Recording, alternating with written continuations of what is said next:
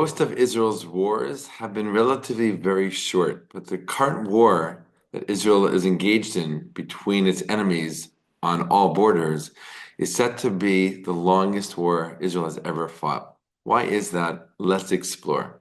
Shalom, my friends. This is Akiva Gersh with Israel in 5, where we give you everything Israel in 5 minutes. Please like and subscribe. And if you have any questions or want to keep the conversation going, please do so below in the comments.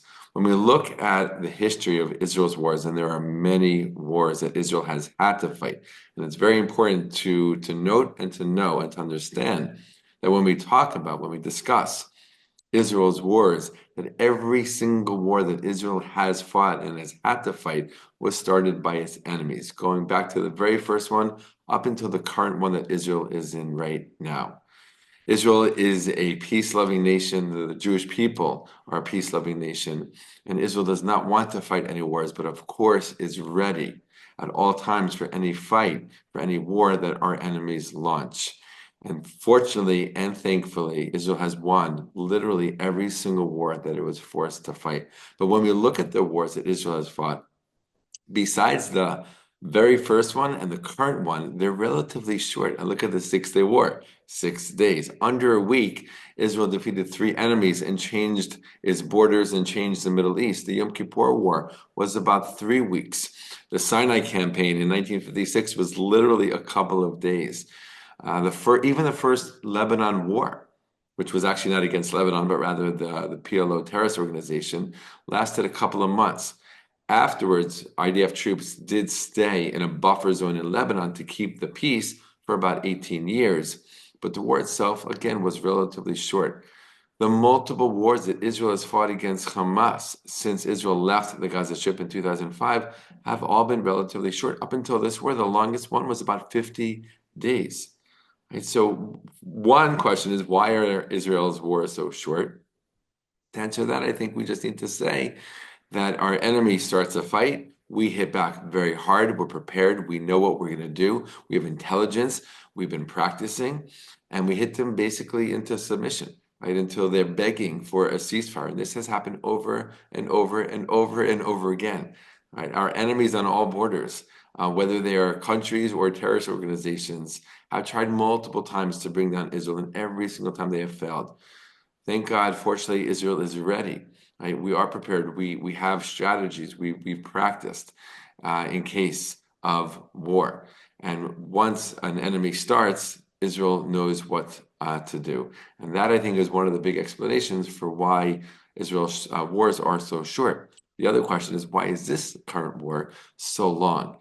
And it's important to note and to know and to remember that the goals of this war from the very, very onset, from the first moments of this war starting in the immediate aftermath of October 7, 2023, were very different than any other war that Israel fought against Hamas since it left the Gaza Strip in 2005. The intention, the goal of this war was to destroy Hamas. No other war that Israel fought against Hamas had that as its war goals. Right? It was to stop the rocket fires, to send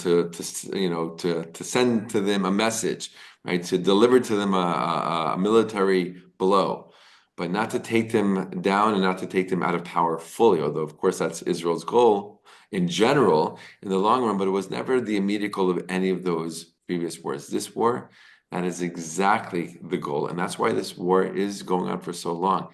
And I remember many years ago, military experts said if Israel ever goes to war with Hamas with the goal of taking them out of power forever and returning the Gaza Strip to a different ruling power, it would take a very, very long time. It would be a slow war, it would be a long war, it would be a different kind of war. And that's exactly what we have seen over this past 15 months of fighting in the Gaza Strip. Of course, in addition, other fronts opened up. The front with Lebanon, with Hezbollah, more specifically in Lebanon, opened up the very next day on October 8th, 2023. And then other terrorist militias supported by and prompted by Iran also joined the fight, both in Iraq, Syria, and of course the Houthis in Yemen. So this has been a very, very different kind of war and has required Israel to fight a long-term war. And that's why this war is going to most likely be Israel's longest war to date. The first war it ever fought, the War of Independence, which started in November, late November 1947, and ended in early 1949, was the longest war Israel ever fought up until this war. And that war ended actually in phases. Israel had ceasefire agreements, armistice agreements with the various countries that it was fighting, Egypt, Jordan, Lebanon, others. And the very first armistice agreement was signed between Israel and Egypt in January 1949. So that war between Israel and Egypt lasted about 14 months, which this current war is already longer than that. So it is a long haul. Our soldiers are doing unbelievable and tremendous things in this fight. They are tired, they are exhausted, but they continue to fight. They have unbelievable resilience and stores of energy and will and courage and bravery. And we commend them greatly for fighting this war. To date, Israel's longest war ever. All the best, my friends, and be well.